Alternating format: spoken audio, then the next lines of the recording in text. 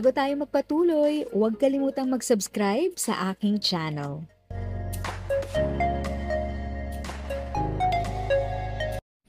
Thank you sa pag-click ng aking video.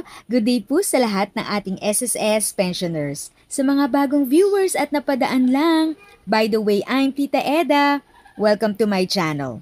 Ang channel na maghatid sa iyo ng dagdag kaalaman tungkol sa government services, bagong mga balita at informative videos na galing sa legit na resources.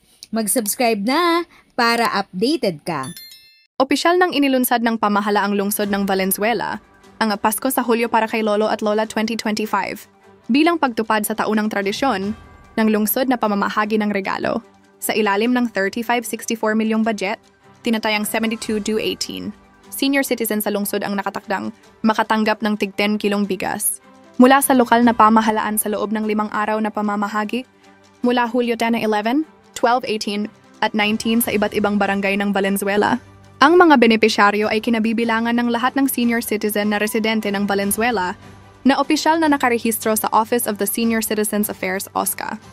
Noong Abril 30 o bago pa nito, nauna nang ipinamahagi ng mga tauhan ng OSCA at barangay ang mga gift voucher para sa bigas, bahay-bahay.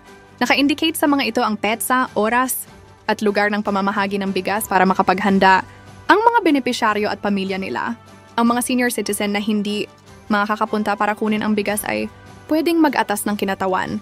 Dapat ipakita ng kinatawan ang Pasko sa Hulyo voucher, valid ID ng kukuha, sulat ng pahintulot na may pirma ng senior citizen, at valid ID na inisyu ng OSCA ng benepisyaryo.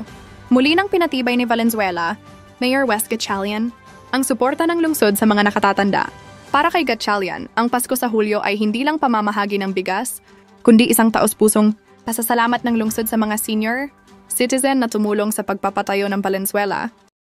If sa tingin mo, natulungan ka ng video ko na ito, nakasave ka sa oras mo, you can click yung thanks button at any amount ay malaking help sa pag-grow ng channel ko. Yun lang po muna ang aking update.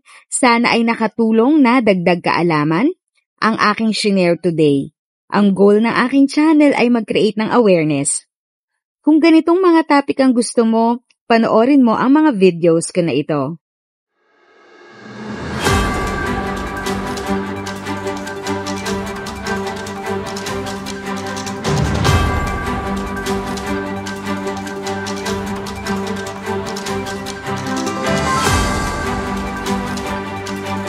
Thanks for watching! Kung may kapamilya, kaibigan o kakilala sa tingin mo ay magiging interesado sa video, please share or tag sila sa comment section. At syempre, if nagustuhan mo ang video, i-like mo na ito at subscribe ka na din. As always, feel free to write your questions, comments, and opinions respectfully. And continue to be a blessing and stay safe!